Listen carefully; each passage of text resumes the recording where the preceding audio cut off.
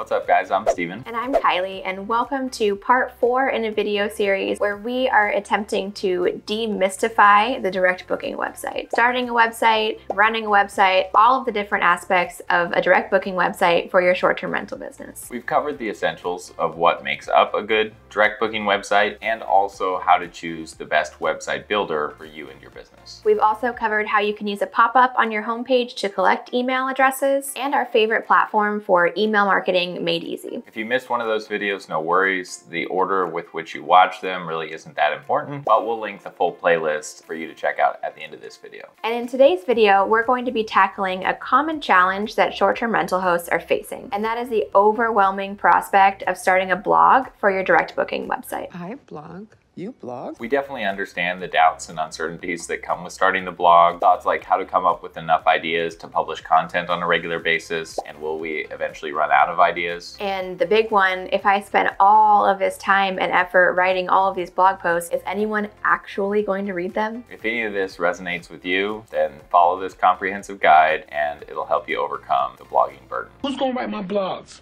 Our personal goal for our business, and one that we hope you will have as well, is to have a thriving blog on our direct booking website. A blog that attracts our ideal guests and serves them, and also increases our direct bookings. If you aren't a natural writer, blogging can seem like a mountainous burden, and it's really easy to say, is it really that important? But a big part of a successful SEO or search engine optimization strategy is to have a consistent content flow with keywords that are going to keep bringing people to your site. So yes, it is important, but that doesn't make it any easier or less time consuming. At least until we completely changed our strategy and decided to utilize the power of AI to make all of this effort more efficient. Global disasters, artificial intelligence taking over. In this video, we're not telling you to go to ChatGPT and ask it to write a whole year's worth of blog content. No, don't do that. Don't just copy and paste it over. But we will be sharing tips and tricks on how we simplify the whole process, and also what prompts we ask ChatGPT. The first step is to create a content calendar. We like to use Google Sheets. It's just a spreadsheet with the dates that you'd like to publish the post and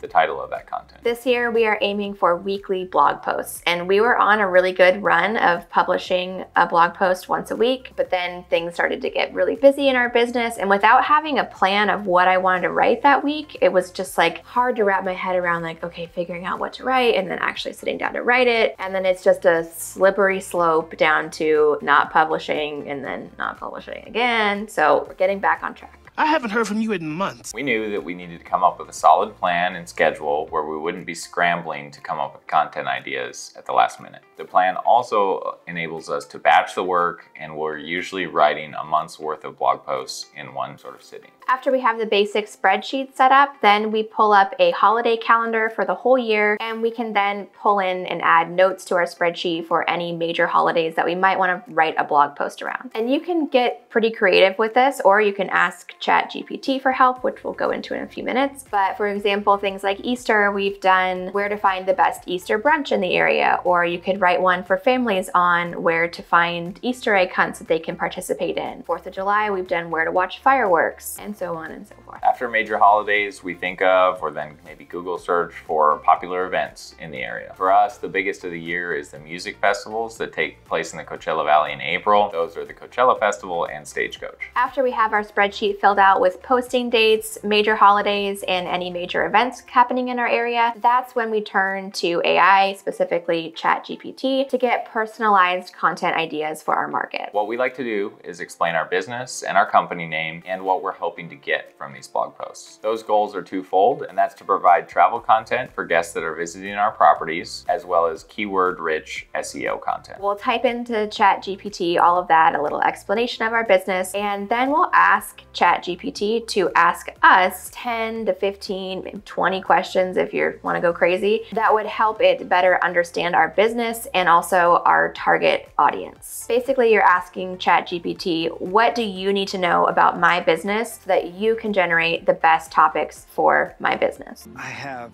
so many questions. Once we've answered the questions, we'll ask it to generate 50 blog post ideas. We'll browse through those and then usually ask for 50 more. At this point, we probably have more than enough options for probably more than a year's worth of topics, but from this list, we're gonna end up picking and choosing. And so after going through the list, I saw that some of them didn't really make sense. So for example, it said like the best live music scene for Rancho Mirage. And we know the city of Rancho Mirage doesn't really have a big live music scene. So what I asked it to do was go back and check all of the suggestions for accuracy and then consolidate all of the new ideas into one list. And after that, I think we had about 80 post suggestions. After that, we asked for 20 to 30 best of ideas. Things like best outdoor dining spots or best local hiking. And then a couple seconds later, we had even more ideas. You can even go in and ask for more ideas about the specific holidays that you wrote down. You really could plan like years of content this way, but maybe just take this list and then the ones that you don't use this year, you can use them next year. I mean, I have so many ideas. One thing that we always make sure to do is to prompt ChatGPT to keep our target audience in mind for all of these blog posts. And before you know it, you have a really long list of content ideas. What we do from here is we copy this list into our spreadsheet, start picking out the favorites, and just assigning those to one of the published dates. Whatever you don't use in this plan, save for next year, and you probably have about 2 years worth of ideas here. Having all of that planned out for, at a minimum, a year is a huge weight lifted off, but we still have to take the time to actually go back and write the blog post. When it's time to bring all of these ideas to life, ChatGPT can help streamline the writing process by creating an outline for you. And if you're logged into ChatGPT, you can either continue on the same sort of thread where it was asking you all the questions about your business to get to know your business, or you can start a new one and then just copy and paste over the information that you had given it before. We then ask for an outline for a given topic in a bulleted list format. We also ask it to suggest section headers that are captivating and also include relevant keywords for SEO. From there, with this outline, it becomes really easy to write out a couple paragraphs for each one, and then you got a blog post. If you feel completely stuck on a certain section or topic, you can ask ChatGPT to expand on one of the outline categories. I wouldn't recommend just copying and pasting it, but it can at least get your gears moving on what to write and how to expand. If you found this video helpful, be sure to give it a thumbs up and feel free to drop any further questions you might have in the comment section below. Thanks for watching. We'll see you in the next video.